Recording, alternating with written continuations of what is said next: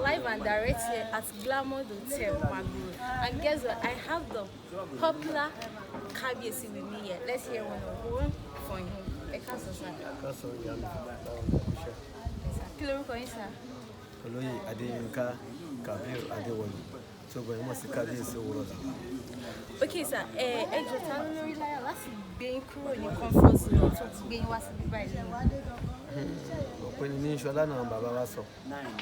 Ọmọ mi ni Kasim Ajíbọ́lá tó gbọ́n mọ̀ sí baálẹ̀ lábúlé. Olórin ṣe ìfàmìyàn dáhùn ẹ̀rọ lálẹ́ nù ìtajà nítorí ẹ̀wà. Seriously, Kabiesi, Sherry, ẹni tí ó ń bá yín ránṣọ yín láti orí fìlà yín, then chain yín, then bàtà yín. In fact, ẹni yẹn iṣẹ́ ribiribi ló ṣe. You look great, sir. Thank you very much. Okay, sir. Me looking at the whole place, àwọn èèyàn one or two people tí ń wọlé everywhere tí ń choke. Kí ni nǹkan tẹ́ lè sọ nípa àkójọpọ̀ yín, sir? Kì í ṣàkọ́kọ́ ṣe iṣẹ́ ọwọ́ babalábúlé lélẹ̀. Ó ti ń ṣe tipẹ́ ọmọ tó kọ́ṣẹ́ tó mọṣẹ́ ni ó dẹ̀ ń bọ̀wọ̀ fágbà.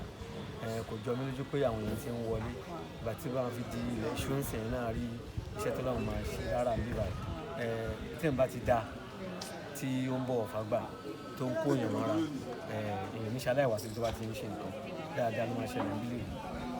Okay sir, ẹ jọ̀ọ́ bá mi sọ fún àwọn olólùfẹ́ yín nílé àti ní pé kó máa bá ARANBARA TV.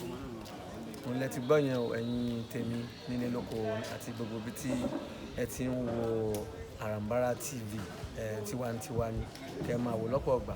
Mo tẹ̀ gbàdúrà fún yín pé ibi tẹ́ fi ń wò wá ò ní fọ́, ibi tẹ́ fi ń gbọ́ wá kò ní di pẹ̀lú àṣẹ Èdùmàrè ẹ̀ ń fúnra yín ẹ̀ ní sọ́mọnù bí òkú. Ẹ ṣeun.